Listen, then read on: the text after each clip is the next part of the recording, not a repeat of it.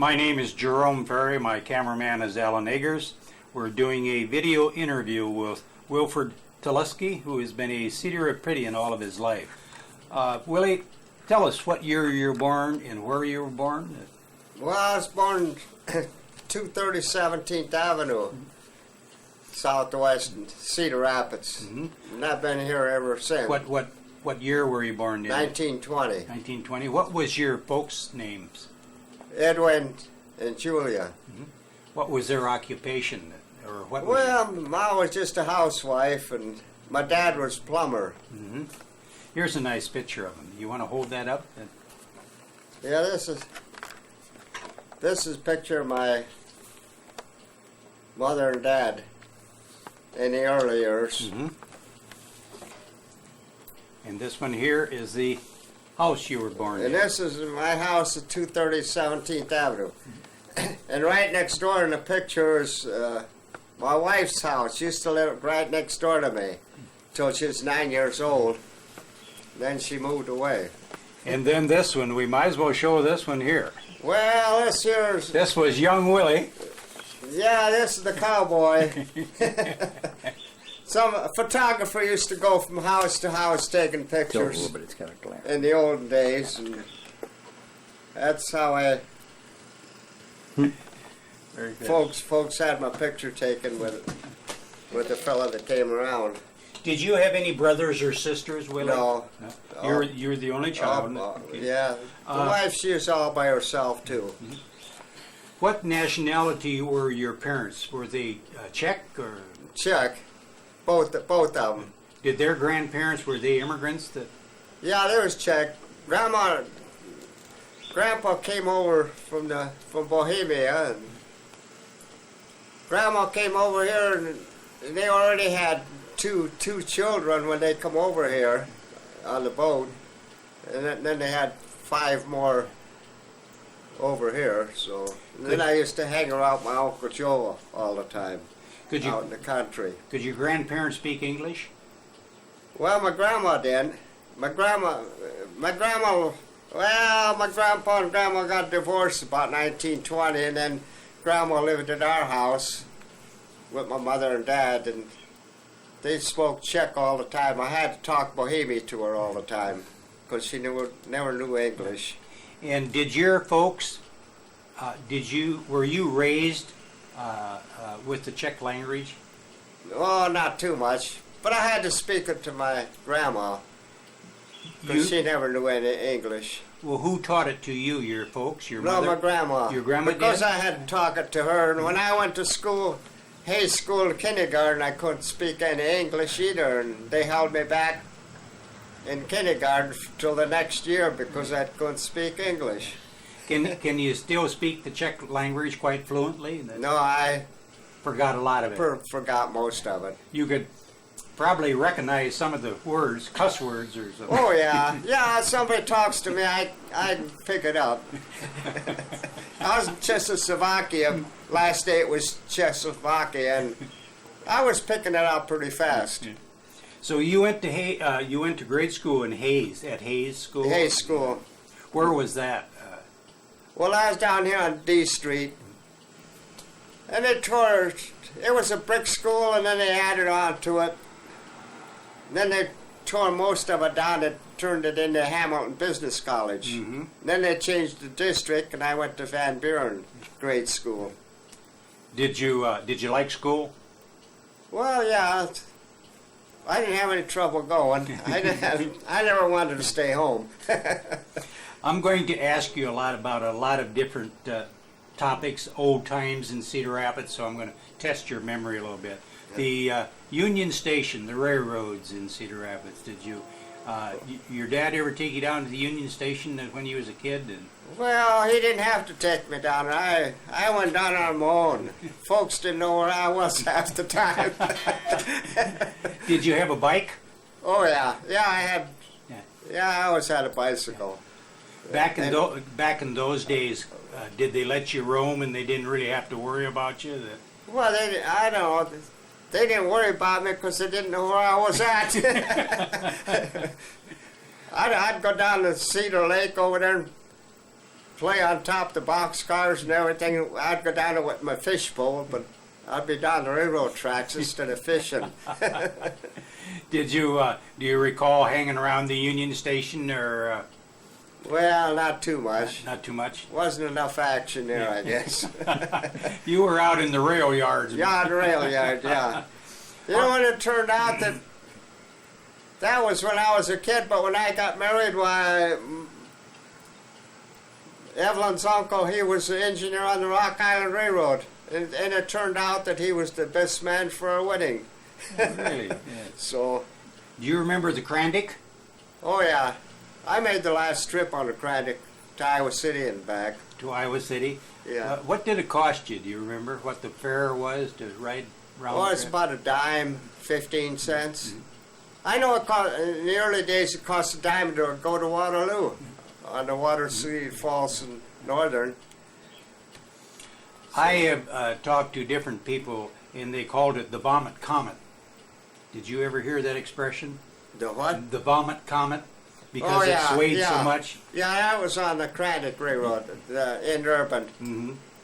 Yeah, they had the rails set in such a way that the car swayed back and forth when it went to Iowa City. And How about automobiles? Do you remember your dad's first automobile? Did Well- he have an automobile? yeah, Dad's first car was a Star car, 1924.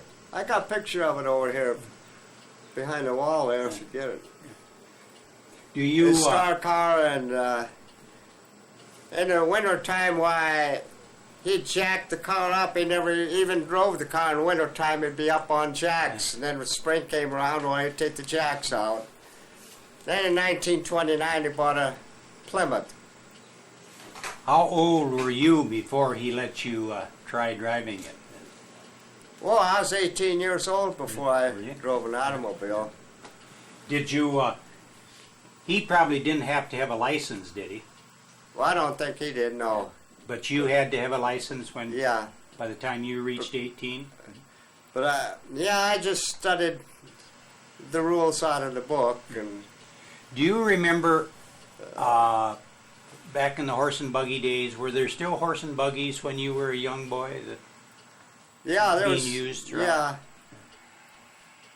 Cohen used to run a junkyard on the railroad track over but just a ways from Pennick and Ford. He used to go through the alleys picking up Hudry and Gummy. He used to go through the alley, Hudry and Gummy, rags and rubber. He'd go along, buy them, put them in his wagon, take them back to the junkyard. Did he become a wealthy man? Oh yeah, he was, yeah. Mud roads, do you remember mud roads? Going out of town maybe, or? Well, yeah, I used to spend a lot of time out in the country at my Uncle Joe's farm, and we'd go through a lot of mud with his Model T Ford. Used to be fun. Do you remember the seedling mile between on the old Lincoln Highway? Yeah, That stretch of pavement that. yeah, the Sealing Mile was just before you got to Mount Vernon. They're going to tear it up now and modernize Yeah. it. Did But you? my uncle was a plumber in Lisbon. So between him and my dad, we used to make a lot of trips going to Lisbon. How about the Hunter Airport? Do you remember the old Hunter Airport? Well, just vaguely, but they had United Airlines flew their first airplane into Cedar Rapids. And, You never rode your bike out there. oh yeah, I rode bicycle all over. Used to ride the bicycle out to Ely and out to Robbins Lake and all over. Did you ever try to go out and talk a pilot into giving you a ride? Well, a Ford Tri-Motor airplane was out to Hunter's Airport one year, and I had to ride over Cedar Rapids for 50, I think it was 50 cents. So, Is that the one that looked like it was covered with corrugated ripping? yeah, Tri-Motor. Mhm. Just the other day, I was out here at the regular airport B-29 was in Cedar Rapids and B-24, and I went out there to see them, and I went through, took a tour through both of the airplanes. It was interesting. Yeah. Each one of them airplane props weighed a ton apiece, so there's 4 of them on the airplane, so that was 4 ton just with the props. When you were a boy, did you have a newspaper route? No. How about early radios? Can you remember your dad having a radio early on? Well, he did. I was out to Uncle Joe's, and we had a big crystal set. Me and my cousin Joe, we built a good, nice crystal set out there. But I don't know what became of it. I used to get Pittsburgh on the... How many stations could you get on it? Well, we got about four or so. I even got Pittsburgh on there one time. All depended on the weather. You had a pair of earphones that you put on? Yeah, a pair of earphones, and you had a little crystal. Yeah, they used to call it a cat's eye, and you'd move that cat's eye on with that piece of wire to get a station. Yeah. Then you had a coil, and you'd turn the coil around. That got you to different stations. Yeah. Did you have a firehouse in the neighborhood? Yeah, there was. Fire station? Well, there was Riverside Park. That wasn't too far from me. Riverside Fire Station was there. Did you ever go down and visit with the firemen? Well, when I'd go down to Riverside Park to play at the park and play tennis down there. Tennis court was all gravel, crushed gravel. It wasn't no paving or anything. The ball just bounced on the crushed gravel. And once in a while, I'd go to the fire station, and firemen there, the neighbors would all be over there, and they'd all be playing pinochle. Motion pictures. Did you get to go to the movie shows much when you was a kid? Well, yeah, I was always at the movies. Did you go to the Palace Theater was the main one, I guess. You go there at 8 o'clock at night on Saturday, and you got out there about 2 or 3 in the morning. They'd show you the regular 2 features. Everything was double feature in them days. They'd show you the 2 double features, and then they'd show you the Saturday and Sunday show double feature. What would that cost you? Oh, I don't know, 10, 15 cents. I remember when the price went up to 65 cents. Around World War II time, went up to 65 cents, and I thought that was terrible. Everybody said they were never going to go again. Yeah. How about dances? When you become a teenager, did you go to any dances? Well, yeah. After I got my car, why, I bought a 1934 Oldsmobile, and then I was able to go different places and went to Danceland, and then CSPS Hall in the winter time. That was on 3rd Street, 14th Avenue. Then in the summertime, I go out to Swisher in the summertime because it's an open air ballroom. Did you have a lot of girlfriends because you had a car? Not too many. Kind of floated around. Kind of just floated around. Back then, did the kids cruise the loop? Drive up and down Burke Avenue? Yeah. Yeah, we used to go over Dairy Queen and ice cream places and everything. We never went to tavern or anything like they do now, but had a lot of Dairy Queens and A&W root beer stands and drive-ups, you know, and we'd get to talk to all the waitress girls. Back when you were growing up, did the teenagers, did they drink and smoke like they do nowadays? I don't remember them. It was pretty well. Was there drugs? Do you know any drugs? Never heard of them. How about street gangs?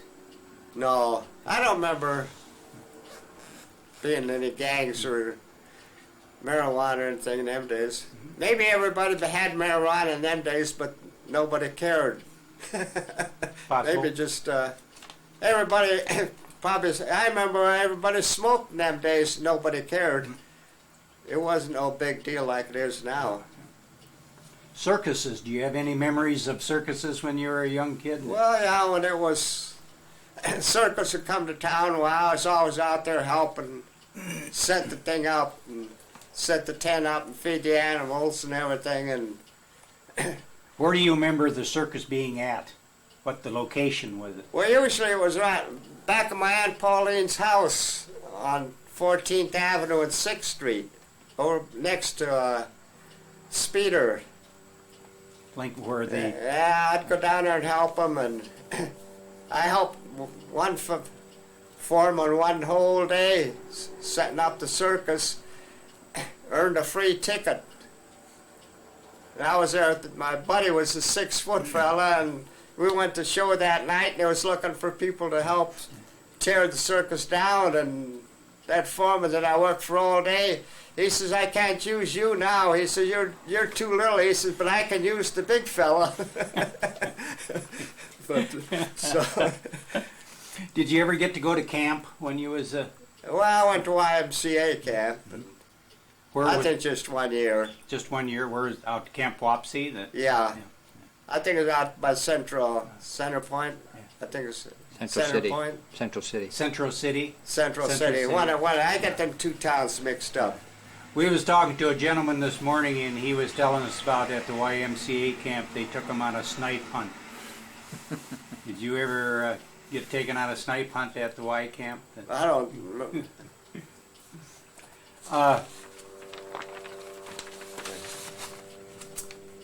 I know when it was, in them days we went to Sunday school and everything, and when it was about 14 or so, all the fellas played basketball from the church. And the other churches around Cedar Rapids had basketball teams, and we'd play basketball back and forth. Mm-hmm. That was all run by the YMCA. In the wintertime, what'd you do for excitement? Well, I'd walk all the way down to Perry Creek. That would be about a mile or maybe 2 miles from our house, and just to go skating. Ice skating. One ice skating in the summer, and in the summertime we would go down to Perry Creek and camp with a church group. Camp overnight, and Camp overnight, yeah. I suppose that was kind of wilderness out there then at that Yeah. time. Yeah. How about sledding? Do you have any good sledding hills in the neighborhood? Well, yeah, we used to go down there on K Street, about 2 blocks from our house. There weren't many automobiles in them days, and they'd just block off the hill. It would go from the top of Wilson Avenue all down K Street, all the way down to 16th Avenue. Were your folks church-going people? Did they go to church every Sunday? No, But they did make sure that you went to Sunday school. yeah. How about Christmas? Was that a special time in your household? Was your folks, could they afford to buy presents, or were they hard up like that? It was special. Yeah. One of the special things when I was a kid was my aunt and uncle lived in Denver, Colorado, and they'd always send me a package from Denver, Colorado, and I always look forward to that. I know one time I opened the package before Christmas to see what was in the package, and then I wrapped it back up. Did that bother you afterwards? Did you wish you hadn't opened it up? Well, not really. You didn't get caught. Huh? Yeah, folks would be surprised to see it more than I was when I opened the package.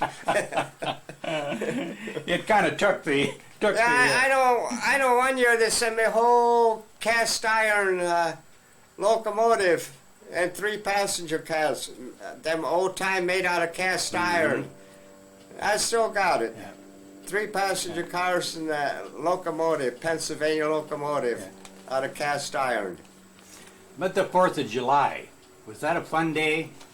Yeah, I remember one fun day, it was about 4, 5, 6 o'clock in the morning, while Evelyn's dad would be out there with a cream can. He'd fill that, what did they use in them days? Carbide, or what was that? Carbide they used Carbide. to use. They'd put the carbide in the can and light it, or put some water. I think they'd put water in there and it'd make a gas, and then they'd light a match to the gas coming out of the gas can. It'd blow the lid way up in the air. And they live next door to you? Yeah, they live. That's And her dad used to do that? Yeah, that was they lived there till I was about 9 years old. Did you and her? What was her name? Vamachka, Or what was her first name? Charlie. No, their daughter. Well, Evelyn. Evelyn? Yeah, that was my future. Were you playmates back then? Yeah. Well, till she was about 9 years old. Or did you just think she was a playmate? Yeah, just didn't pay too much attention to her. Her dad paid more attention to me than I think than anybody, because we'd be out there on his front porch and he'd read the funnies to me. So the two of you knew each other growing up as children? Yeah, till 9 years old. Yeah. Then she moved away, and I never seen her again till We'll get to that. 1950s. Did your dad, did he drink? Well, yeah. Did he make home brew? Yeah, I always had a drink of beer when I was a kid, but Home brew? Dad had grew grapes in the backyard and made his own wine. Had a big 20-gallon crock down the basement to make the beer in, and I'd always help. Did he make good beer? Yeah. Yeah, all the neighbors come over, helped him drink it. That was when the children would drink beer or drink yeah. wine, and it was just accepted. Yeah, it was just. And in doing that, they It was all in learned the toleration. Yeah, it was all in the family. So How about tobacco? Did you chew or smoke when you was young? well, no. Once in a while, I'd roll some up out in the country with corn silk, that fuzz that grows on top of the ears of corn. Mhm. Well, you'd roll that up Corn once silk? in a while. And that's about all. Wasn't that kind of hot? Smoking? Well, I don't remember. Did you ever pull the seeds off of the burdock plant that it looked like Prince Albert tobacco and try to smoke it? No. Yeah. Dad smoked all the time. He'd smoke one cigarette and take the ashes, take the unsmoked tobacco and roll another cigarette out of the same one. And you never picked up the habit. No. You're very fortunate. How about swimming holes? Do you have a favorite swimming hole in the summertime when you was a kid? How far did you have to go? What? A swimming hole. Oh, well, I was always, they had across the street to the packing house, they had the sand pump over there, and used to go down there and with the bunch of the fellas, we'd go down there to the sand pump, and if we camped along, there was Perry Creek or someplace, I was always in the water. Yeah. And today I don't know how to swim. I still don't know how to swim. You spent 4 I years. survived. You spent 4 years in the Navy and you Yeah, never learned how to swim. Yeah, I spent my time in the Navy, and they never learned me how to swim either. Every time I went to take a swimming test in the Navy, why, they'd stamp my record non-swimmer. When you were growing up, Willie, did you know of such a thing as segregation? Was there many black children in your neighborhood? Well, there was a couple is all, but nobody paid any attention to it. You weren't aware of discrimination? No, not till I got in the Navy. Not till I got in the Navy, and then we had two black fellas in the Navy. And down New Orleans, and everybody, all the black people had to sit in the back of the streetcar. And I noticed that, and I had to write back home about it, that all the black people sat in the back of the streetcar. As you got older, and did you have a summer job, or what did you do during the summertime? Well, most of the time I was down at my Uncle Joe's farm, helping with all thrashing and everything, and all the farmers used to get together for thrashing. And How old would you have been when you first went there? oh boy, I was only about probably 12 years old. 12 years old, I'd be 18. But I was, you soon were as school was out, well, I was out in the country. You were old enough. You were a good help to him, probably 12 Yeah. years old. Yeah. Oh yeah. Around here I used to help my next door neighbor, or lived down the street. Used to help him with his gas truck. We'd go from farm to farm delivering gasoline and kerosene for the kerosene lights, lanterns, and You have a nice picture of this. I want you to hold it up. You can catch one of these. well, this is when during the winter. Well, here's some pictures out of my album. I took the gas truck during the snowstorm. One time I was down there by Bertram one time, and Frank Zelenik, the truck driver, well, he was in a hurry, and he thought he was going to take a shortcut to the farm there, and he was going to go over a pond, and the truck fell through the pond. And we spent the rest of the day putting fence posts between the Dewey wheels on the truck, getting the truck out of the pond. So in the summertime, you more or less packed up and went to the farm. Yeah. Were they I able? was still going to school in them days. Could they afford to pay you anything, or Oh, just no, I your just- room and board oh, and never, spend the just- summer? Yeah, just I was down to Bertram one time. Louis Konyachek down there run a axe through his leg. So they asked me if I'd come down there for a hired man, $1 a day. And I helped him, but otherwise, I was down my Uncle Joe's farm and never got in it. Did you get to go around on the thrashing rings with them? Oh yeah, yeah, we had to. It took 4 horses and 1 man to pull the binder, and it tied the oats up in bundles. Then we'd have to go follow the binder around, make shocks. It took about 8, 10 bundles to make a shock. And You were old enough to get in on the shocking. At that oh time, yeah, did- oh yeah.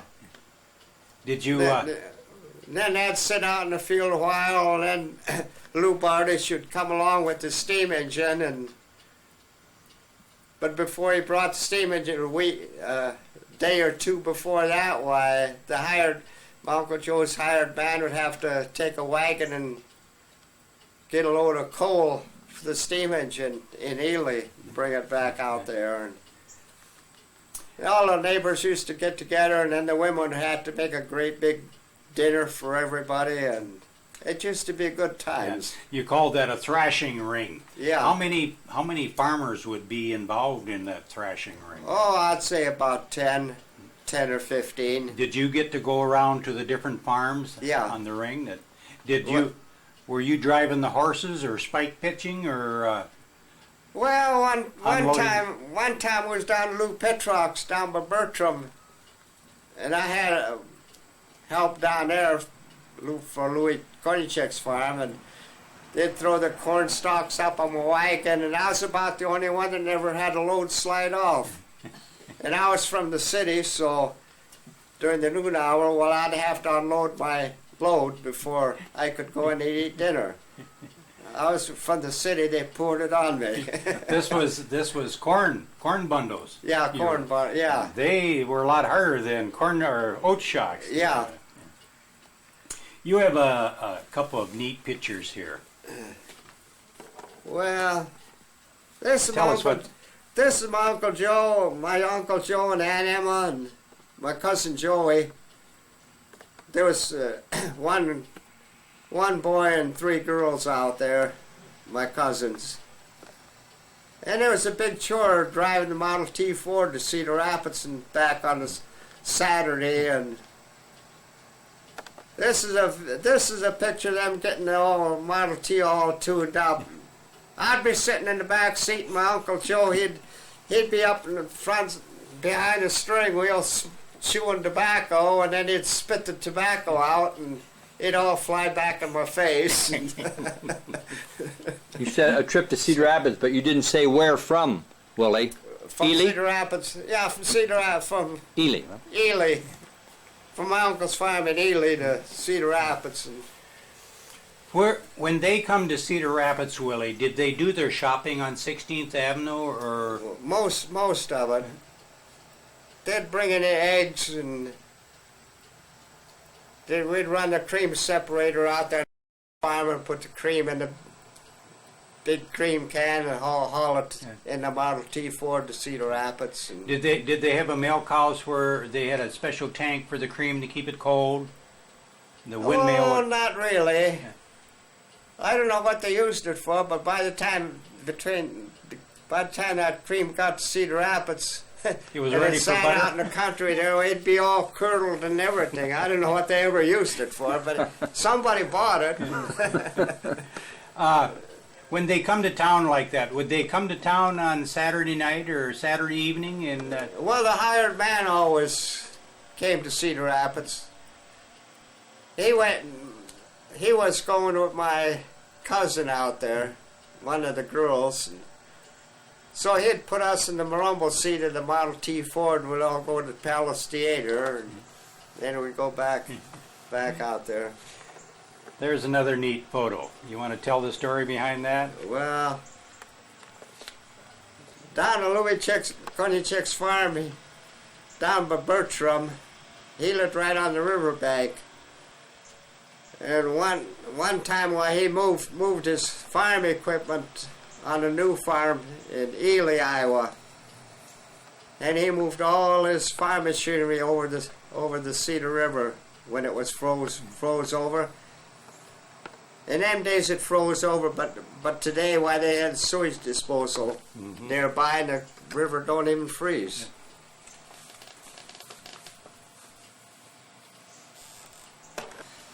So when you lived out on the farm, didn't you have some relatives down on this, it's called the Cedar River Road now, down by the Palisade Park? Well, that's where my grandma and grandpa lived.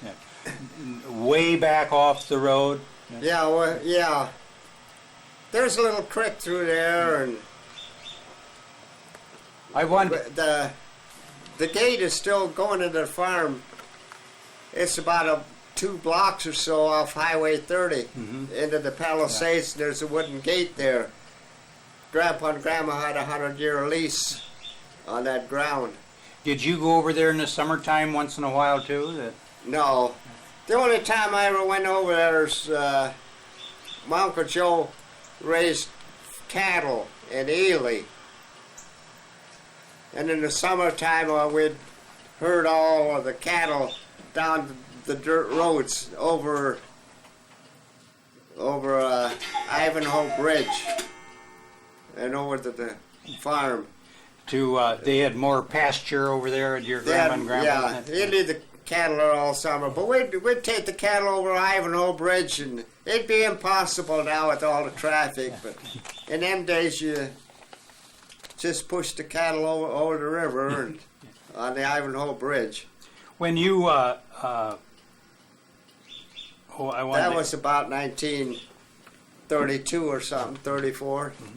how about milking cows? Did you ever get involved in Oh, yeah. milking the Yeah, cows? well, they had about 10 or 12 cows out there at Uncle Joe's farm. He had 6 horses. One time in the winter time, I was out there, and we went out the field to get some straw off the old straw pile, and there was a big snowstorm, and you could just drive the horses over the fence, barbed wire fences. It was so deep. And then one time the horses fell through the hard crust on the snow, and we had to run back to the farm and get some shovels and shovel the horses out. Would this have been possibly 1935? Yeah, 1935 and 36. Yeah. That's when it's showing you the picture of Frank Zoller nicking his gas truck. When summer was over with, was you ready to come back to town? Well, I guess you'd say I had to, I guess. Go back to school, and Yeah. then as you got older, where did you go to high school? Well, I went to Wilson School.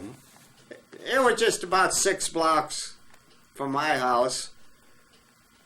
And I always took a course for metalwork or woodwork or drafting. That was my main subjects. What year did you graduate, Willie? 1939. 1939. Was you interested in sports? Did you get into sports? Not too much. Yeah. I was into photography and Back then they had silver skates and boxing, gold. well, yeah. What They was, had golden gloves. Golden gloves Golden and- gloves. did you ever go to and watch the Golden Gloves, or have any friends that would box? No. But in them days at the Memorial Building, at the Coliseum, they'd have wrestling matches. I used to go to wrestling matches quite often. I used to like them. Would this be professional wrestlers? or- Yeah. How about basketball? Were you in? Did you? I ask you about that. Were you into basketball? That Well, just with the church leagues. you didn't play for Wilson's on the basketball No. team. He was too short. Everybody thought I was too short.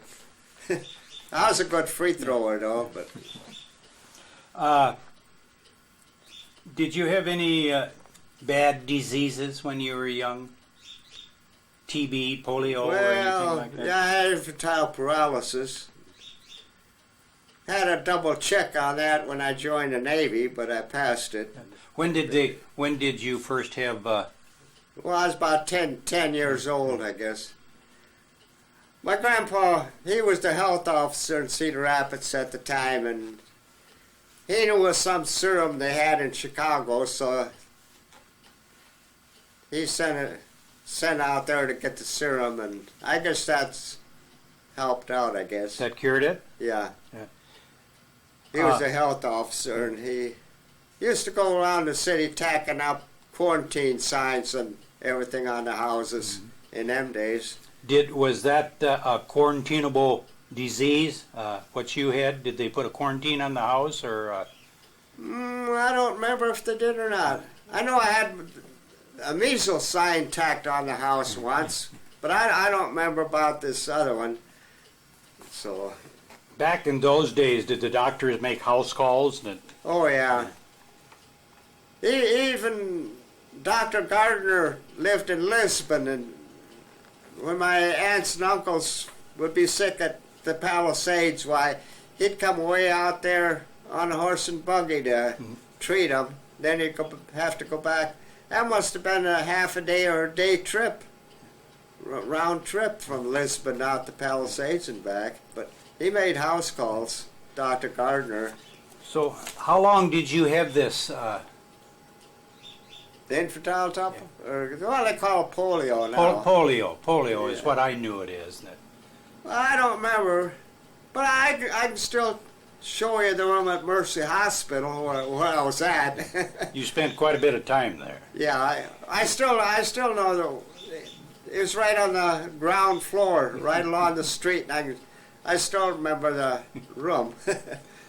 You probably got to know the doctors quite well by the time they cured you. Probably did. This serum that you were talking about, is this what they cured polio with then later I don't know. when they wiped out polio?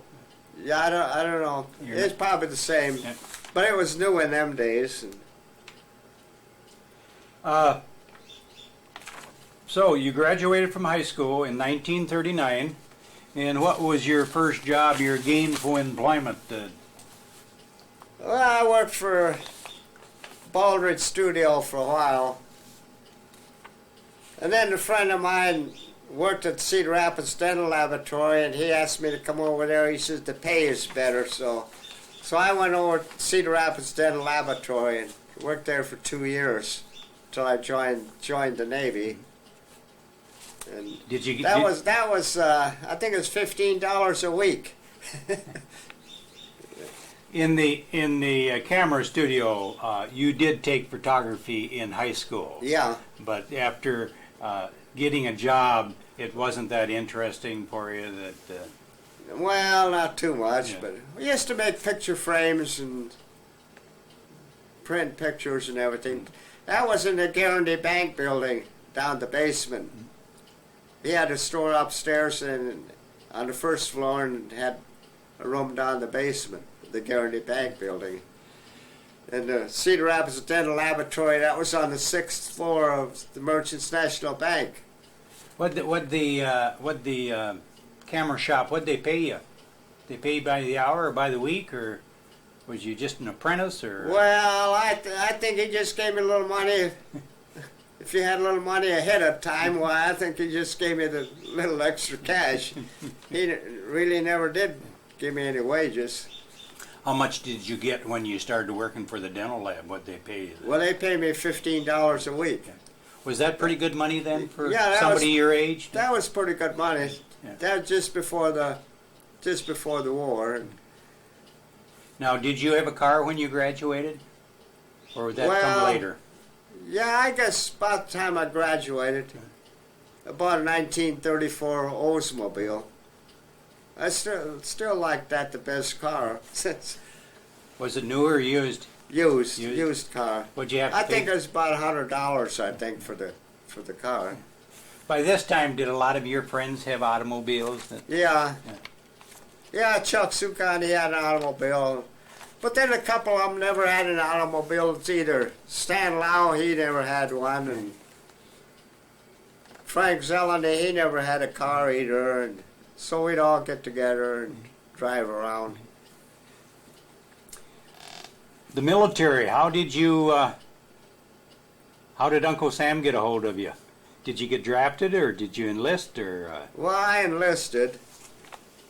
Oh, I was interested in photography, and I worked at the dental laboratory, and I tried the Marines and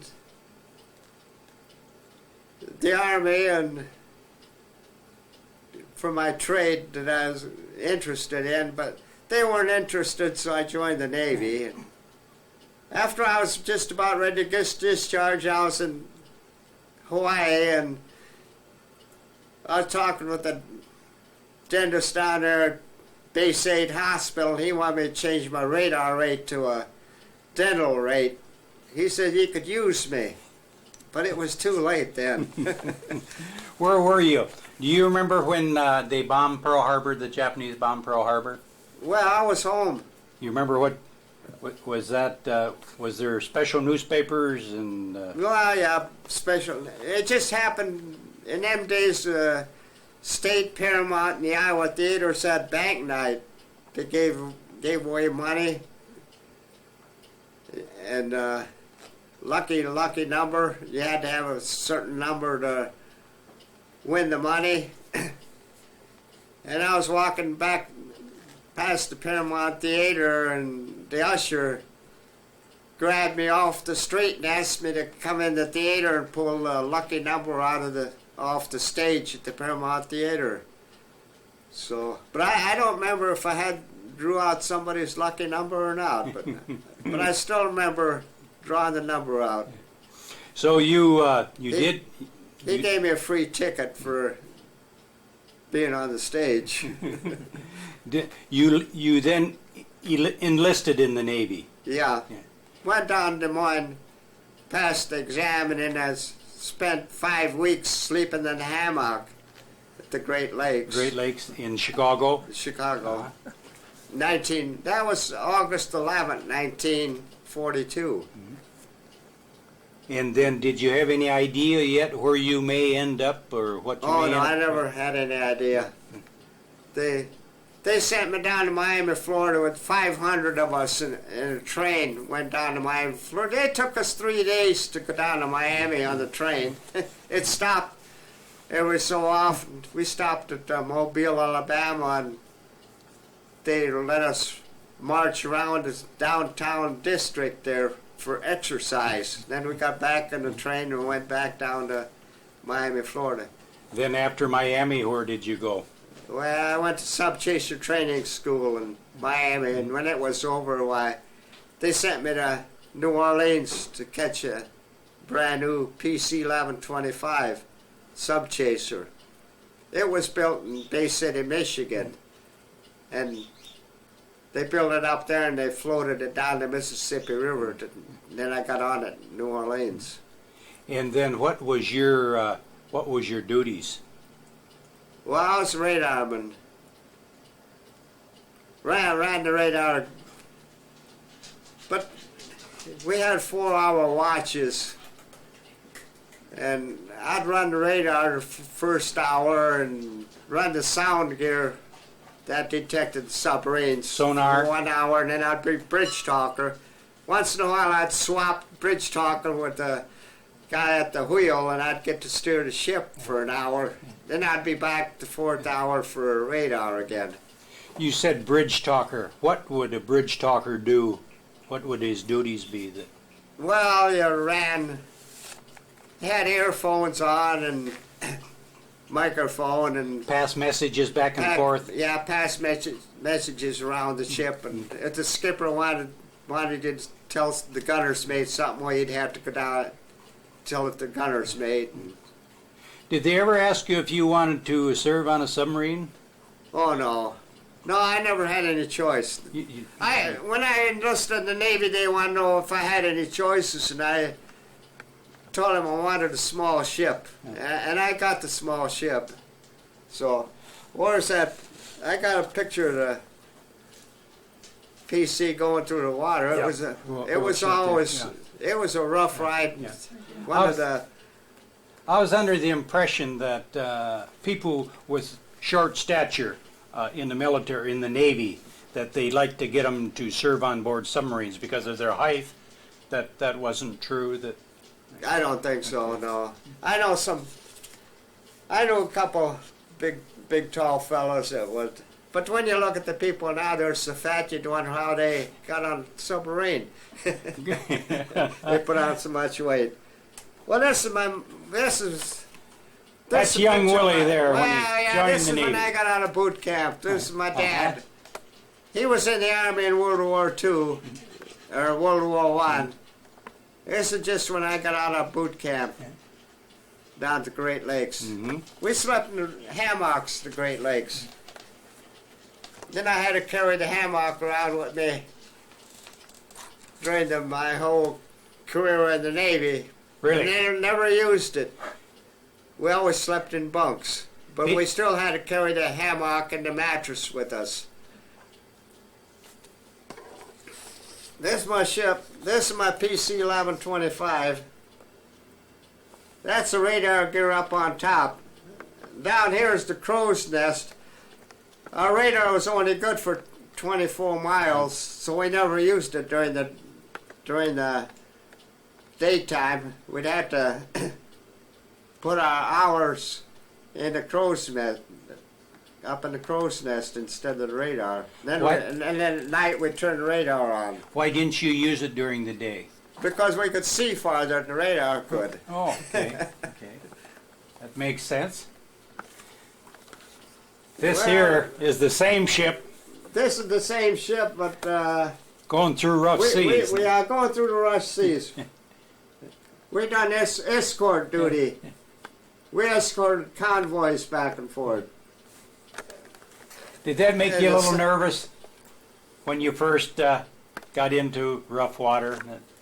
Well, yeah, kind of. The old ship would go down through one wave and it'd get down like this, and then it'd quiver back and forth before it decided to go back up, and then it'd go up sit on top of the next wave, and then it'd go make another dive down into the next wave, and or else it'd roll back and forth. You ever get sick? Like this. Oh yeah, I'd get sick. Well, we even had a dog, a fox terrier on the ship, and at times he'd get seasick. But when ship would roll back and forth like this, I'd be way up here 55 feet up in the crow's nest, and I'd be out here over the water half the time, or be over half the time on the other side of the ship. Did you have a seatbelt on? Huh? Did you have a seatbelt to hold you? Oh, no. No, it was all caged in. Safety harness? It was all caged in. But So, you got on your newly commissioned ship, the 1125. So where did you head for, or where did the ship head for? Well, we went down to Solomon Islands, down to Guadalcanal, New Hebrides, Tulagi. On our way down there, we crossed the equator, and I got a couple certificates for that, crossing the equator, and crossed the international date line.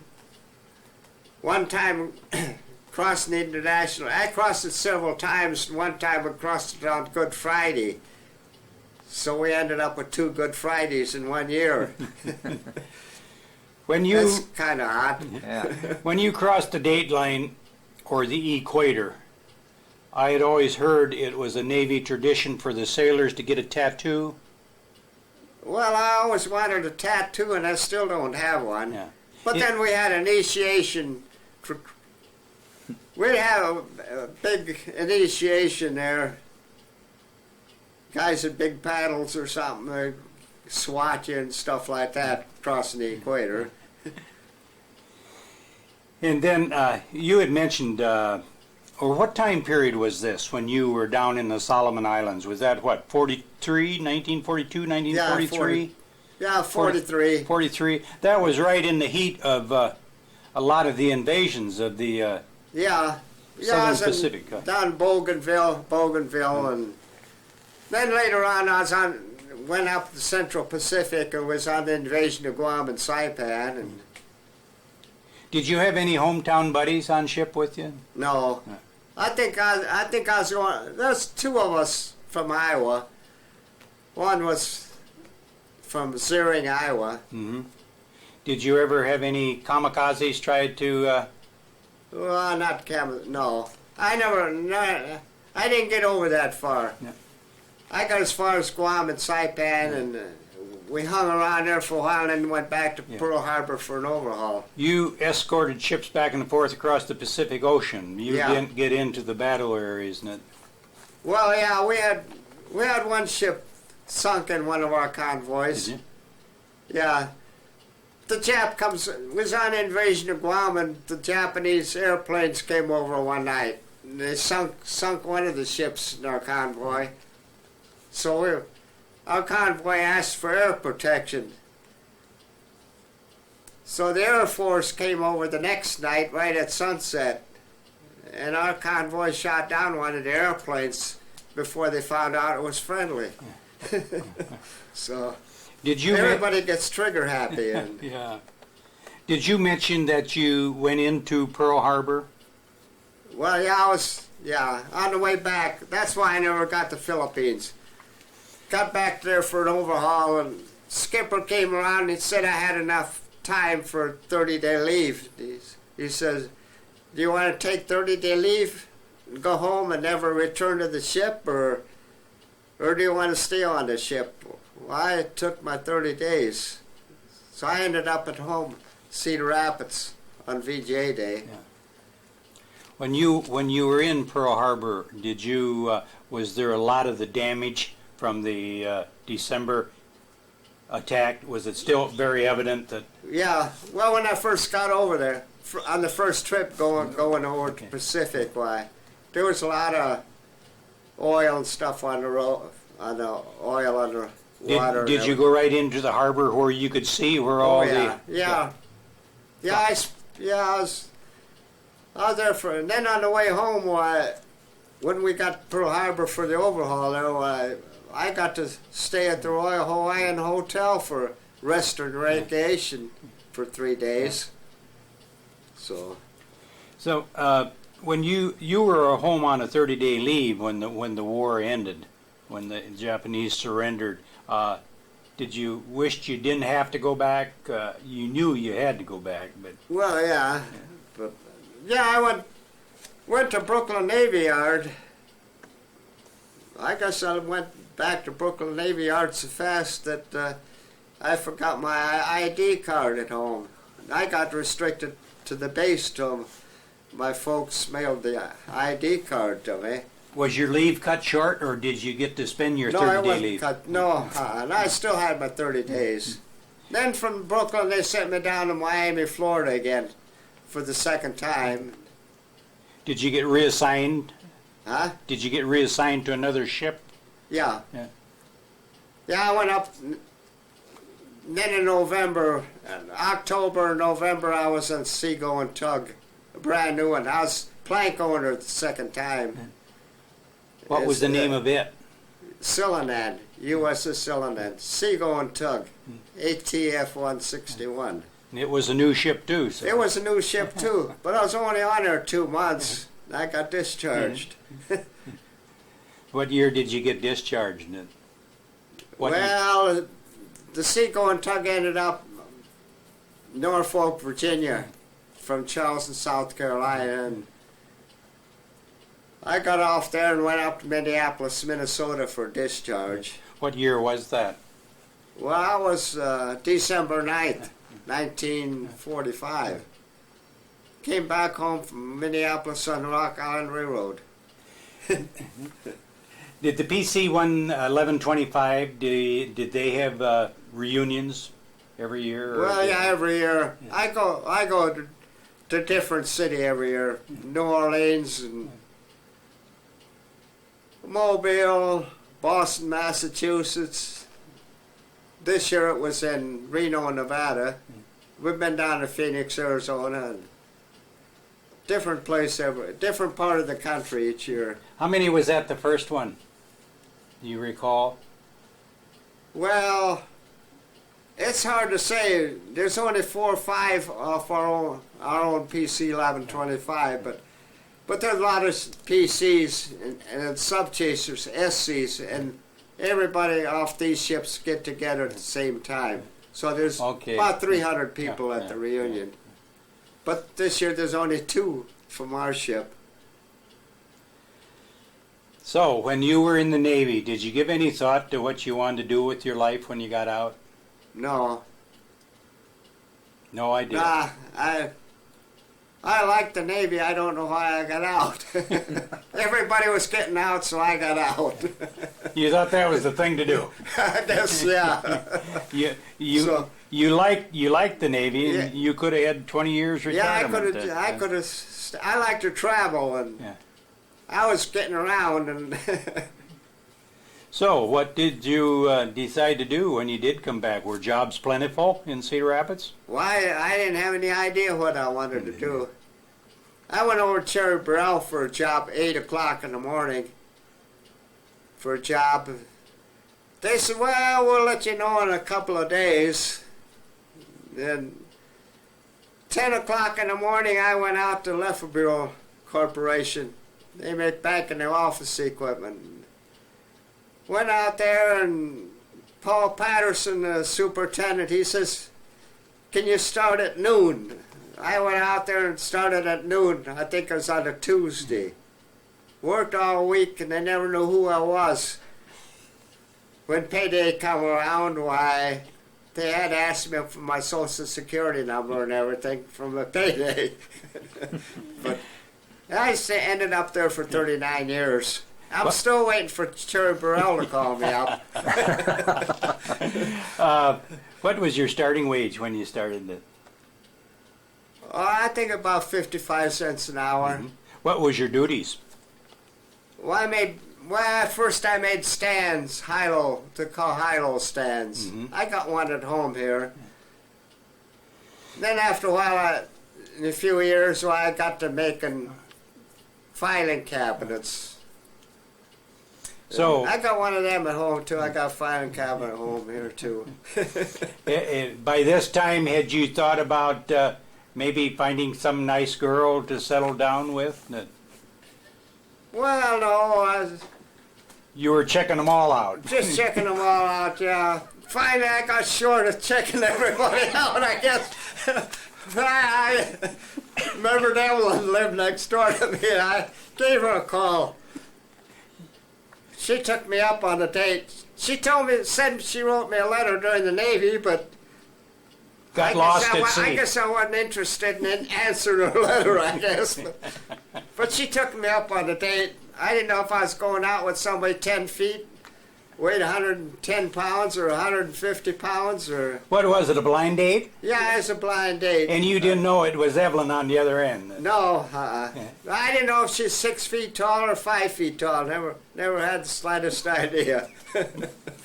So, but anyway, that's all we got together. And she didn't know either who was calling? I don't know. Or did you mention your name? Yeah, I know who it was.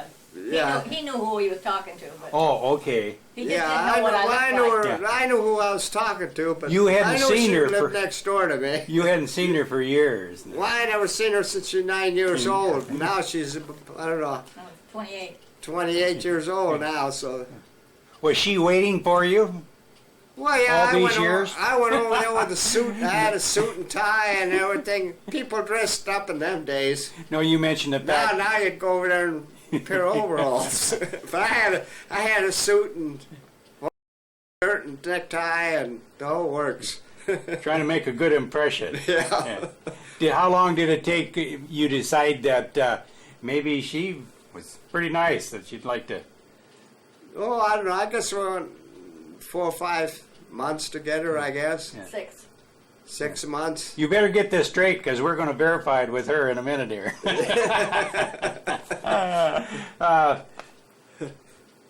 I'm going to let Evelyn tell about the children and the grandchildren. Yeah. Okay. But first, we got some nice old photographs here. Well, first off, here's one of you and Evelyn. Well, we'll call this our That's your wedding we'll call anniversary? this our 50th wedding anniversary picture. Evelyn don't know it, but I got one coming. This was taken down in Phoenix, Arizona on our neighbor reunion about 2 years ago. So I guess 50th anniversary picture. That's one of them places where you dress all up and You do look like a desperado there. you know, that's one of them places where you dress all up and the old uniforms and everything. And Tell us the story behind that one. It's an old photograph from Cedar Rapids. well, this is about 1950 or so down at the Milwaukee Railroad Yards. Where you used to hang out a lot when you was a kid. Yeah, in them days. Well, this is the last Rock Island passenger train out of Cedar Rapids. It was going to Minneapolis, Minnesota. I kind of collect railroad postmarks. I went in a mail car and asked for a special mark for the last day. I even carried my own ink pad with me in case their ink pad wasn't any good. I forgot it and they took it up to Minneapolis. So when they came back going back down to St. Louis, they stopped in Cedar Rapids and gave me my ink pad back. This is one of my favorite pictures. Down on First Street between First Avenue and Second Avenue. It's a Dubuque beer wagon pulled by a team of horses.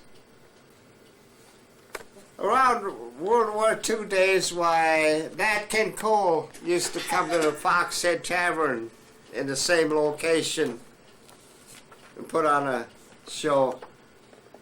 This is one of William Bayless photographs out of my collection.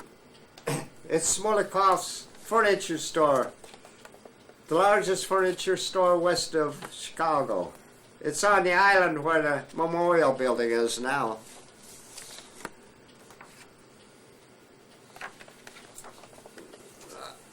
I happened to be at the antique store in Marion. They had a whole box of photographs that William Bayless took. And this is William Bayless's home. It's across the street from the Gazette on 3rd Avenue, behind Grace Church. Is that Grace Church? I think so. I think it's Grace. His home is the little white house to the left of the photograph. Yeah.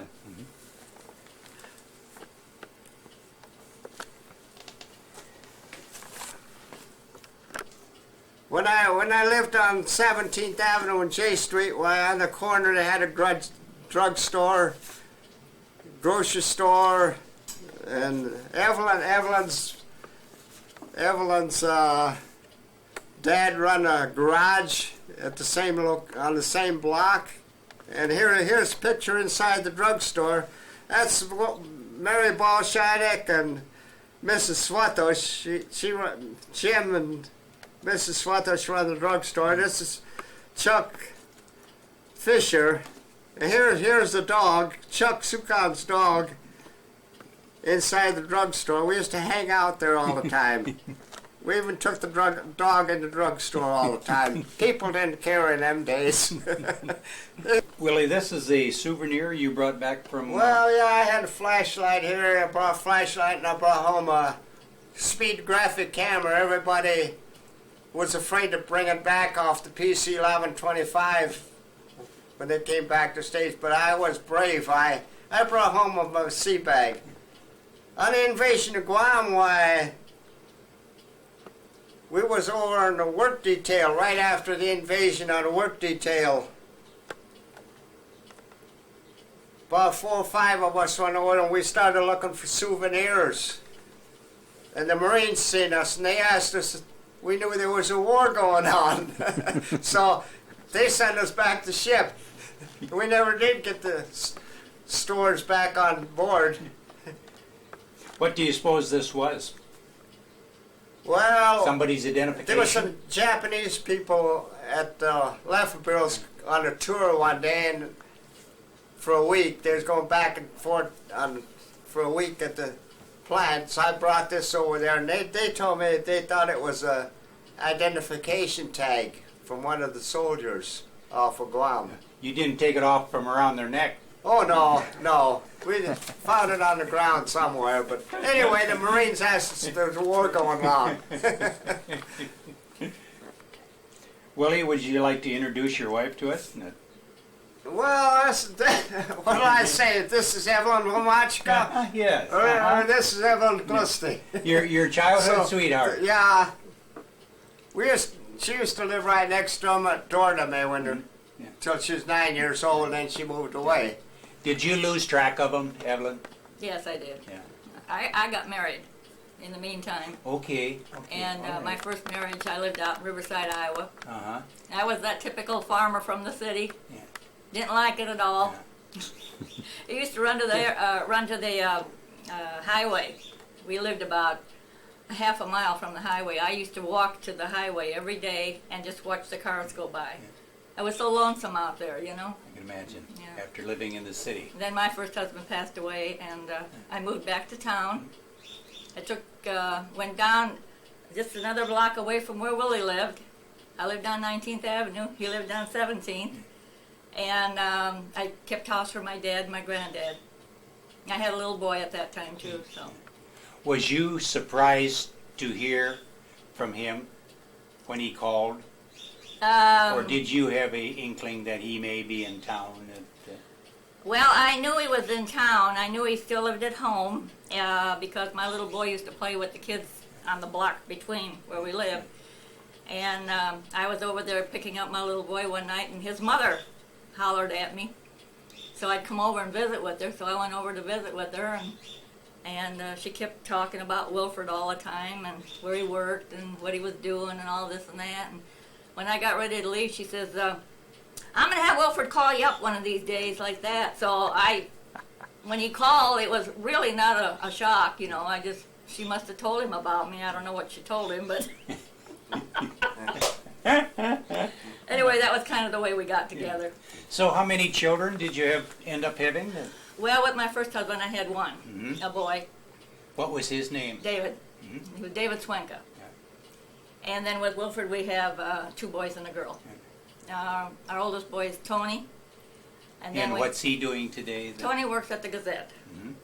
And Cheryl, our daughter, she was the second one, and she works at Econo Foods over on 51st Avenue. She just received her 25-year pin for working there, or being with the company. And then our youngest son, Ted, he worked at Goss until Goss folded, And right now he's looking for a job. Well, how many years did he work there? He worked there 24 years. How many grandchildren? We have 7 grandchildren, 5 boys and 2 girls. Any great grandchildren yet? No, not yet.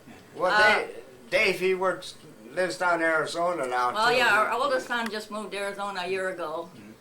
And how many children does he He have? had 2, a boy and a girl. Boy, he worked at Goss too. And he worked at Goss too, but he quit just about 3 months before they folded. And then he went to Arizona and he found a job out there. And they have a beautiful home out there. They have a pool and the whole bit, you know. And the 100-degree weather. And then their daughter lives in, she's married. She's the only one of our grandchildren that's married. And she lives up in Michigan with her husband. And our daughter has 2 children. She has a girl, 17, and then she has a boy, Dylan, who is going to be 24 years old in September. He is our Navy boy. He's the one that's in the Navy, and we're so proud of him. He's stationed right now in Norfolk. Mm-hmm. And Well, he was over in Bahrain for well, he was over in Bahrain for 2 years. Yeah, he's got 5 years in already. Yeah, he's got 5 years. He signed up for 6. We're not sure what he's going to do when he gets out. When his deployment is up. We're kind of hoping he'll stay in, but then I don't know. The way he talks, he kind of would like to get out. But I think with the job situation the way it is, I think he'd be doing himself a favor if he stayed in for a while. Yeah. Did you work outside of the home, Evelyn? Not really. I did a little part-time. Wilfred and his dad used to clean offices, and when his dad got too old to do it, then I kind of went in, and did it with him. But actually, I never had to really work outside. Well, you worked Quaker Oats, and you worked for. That was before we were married, though. Oh well, yeah. She You worked wanted at to Quaker know. Oats and worked at. Well, I worked at Collins Radio, yes. when I was- Peter Pan Bakery was her favorite place. Okay. First, I worked at Peter Pan Bakery. I worked there for 2 years, and then I guess I quit or something, and then I went to Collins Radio, and I worked there. What year would that have been when you 42. went? 42 at Collins? That was during the war years. Yeah, yeah. In fact, the men were leaving to go to the armies, the services, and they put all us women back in the sheet metal and the punch presses and the drill presses. We did all that. It was like with those Rosie the Riveters, I did that too. Do you remember your clock number? Oh no, I don't remember Well, that. boy, mine's 59. I don't have that good of a memory. So when the boys come back from service, did they lay you women off? Yes, we got laid off. Then I went to work at Methbosky's, and I was making fur coats. And then after that, I guess. Then I got married the first time. I forget. Already I'm forgetting that. But I got married the first time and moved to the country.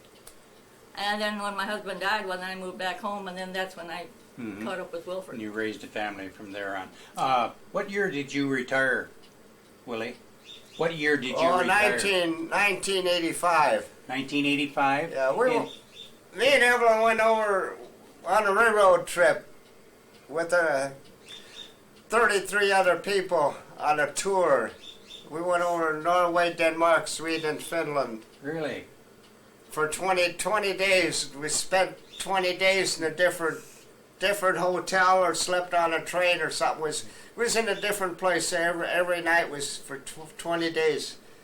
Did you find It was on the longest day of the year was in Norway, crossing the border on the longest day of the year.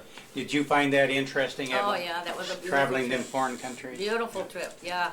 We got there just in time to see all the flowers in bloom, and everything was so green, and the people are really nice out there. And the weather was beautiful, and we had a lot of train trips, I can tell you that. And they say how fast the trains go out there. You always hear about the trains, how fast. Well, believe it, they do. But they're on time, too. We were in a like a little room, on the train. What do they call them? Compartment. Compartment. And they were double beds, bunk beds. And so one night I said to Wilfred, I'm going to sleep on top just to see how it feels, And I couldn't do it because every time they went around a curve, I was afraid I was going to fall off. So I finally ended up down below, and he ended up upstairs. Well, the bunks there are three decks high. One time was on a ship there, and newlywed couple got on, and they went in a Pullman car there, but being there's three tiers high, why they couldn't even stay together the first night. 3 fellas had to be in one compartment, three women had to be in the other compartment. It's just the way it works over there. You did a lot of traveling, didn't you, after you retired? Well, I was always dragging her out. Yeah. Every time, Traveling with every time vacation come around, why I had to go someplace. Every year we went on a 2-week vacation. 3 weeks at a time. I always had to go someplace. You always had itchy feet. I think I've had her in every state. I think everyone. I think since except Rhode Island. Yeah. So we've I been never on the traveled. Oregon. I never On the traveled Oregon. before that. Before we got married, I never did any traveling. I got as far as Riverside, Iowa, and that was the end of it. We've been on the Oregon Trail from start to finish. And we've been up to top of the guy that got cornered up there in Montana that in 1860. Custer, Yeah, No. Custer's last stand. We've been up there, and Lewis and Clark Trail. yeah, Yeah. we've been all over. You have a nice photo here of your yellow van, your famous yellow van. Well, Is this, you camped out of this for? Oh yeah. yeah, Just about every vacation we camped out. Well, actually, we didn't get this one, until most of our kids were gone already from home. We should have had it when they were home Yeah. because it would have really been nice, but we didn't get it till, what year, 76. 1976. And most of our kids were already grown up, by that time. Yeah, we was always. I had a regular Volkswagen bus with a tent. We was always camping. If it rained, wow, We'd all pile back in the we'd Volkswagen. all pile back. All 4 kids and us would pile back in the Volkswagen How if many- it was raining. How many miles did you have on this? You still have this, don't you? Oh, yeah. Well, I don't know how many miles. We burned up an engine down in Florida. Down in Well, Georgia. there was a Georgia there. Georgia. Engine went dead, so this is the second engine I have in the Volkswagen. So, But did- other than that, it was always in the tent. Even we went down to Cape Hatteras one time, and I forgot the tent poles and had to use some branches and stuff out there at Cape Hatteras to hold the tent up. besides traveling, what other hobbies did you have? You mentioned you had railroad postmark. Well, railroad postmarks, and I collect old pictures of Cedar Rapids and old postal cards, and I got a train set down the basement, HO train set. I don't know if you want to go down and take a look at it when you're all through. No, I think we're running very close to the Yeah. time limit here. I had go along with my railroad hobby where I got a HO train set down the basement. You had mentioned in the pre-interview about a trip you made to Decorah that was kind of a wasted Well, trip. that was the last day they ran a train from Cedar Rapids to Decorah. Get out of here. I told the foreman at Lefford Bills I won't be at work tomorrow. I'm going to make the last trip up to Decorah on the Rock Island Railroad. Why did you want to go to Decorah? It was the last trip. Oh. And so I got up 5 o'clock in the morning and went down to Rock Island Railroad yard and told him I wanted to go make a round trip up to Decorah and back. And conductor, he said, well, get in the caboose and when we leave. I got up in the caboose and we rode up there to Center Point. And the conductor didn't know how much to charge me. So he called back to Cedar Rapids to see what the fare was, and they told him that I wasn't even supposed to be on the train. put me off. I got off the train there with my lunch pail and everything, Center Point, and first car on the highway picked me up and asked me where I was going. Told them I was going to Lefferville in Cedar Rapids. They took me right to work. I was there at 7 o'clock in the morning, on time. Foreman says, "What are you doing here?" Been there, done that. So, You had mentioned the fact that after you retired that you worked with a truck garden well, for quite a yeah. few years. My mother and dad had all kinds of vegetables and stuff in the backyard, and my mother grew flowers. She'd make bouquets of flowers in the summertime. And we lived on 17th Avenue, so every Saturday she'd make bouquets of flowers, and I'd have to take them to the city market downtown. How'd you get them there? In my wagon, coaster wagon. Next door neighbor's mother made flower bouquets, and so we'd go down there in 2 coaster wagons down the market, way down First Street. That's 17, 18 blocks at 5 o'clock in the morning and sell flowers. You've been Then later on, I worked in a truck garden for Dave Novak at his truck garden. Mhm. I've been going to market for some 40 years. You Because did- I was only about 10 years old and I first started to sell flowers at the market. it's more or less bred into you. You just go by habit. Yeah, I miss it now. Dave Novak passed away a couple of years ago, and the truck garden is all grown into weeds and grass. Nobody raises anything anymore. You mentioned that you volunteered at the Linn County Historical Society Well, for quite a few years. And, I think I started there about 1997, 1998. do you still work there? Yeah, I'm still go there every Thursday. At that time, they must have got 10 great big boxes of photographs from LaPlante Schultz manufacturer when they closed the doors. They were looking for somebody to sort the pictures out. It took me 2 years or more to sort out the pictures. Me and Harold Higgins took 2 of us. But with So- your 30 years, some years service there, you knew what you were looking at. Yeah. Well, Willie, unless you have any more stories or memories to tell us, the Cedar Rapids History Center, the Linn County Historical Society would like to thank you very much for sharing your memories with us. Okay. Thank Yeah, you. enjoyed it.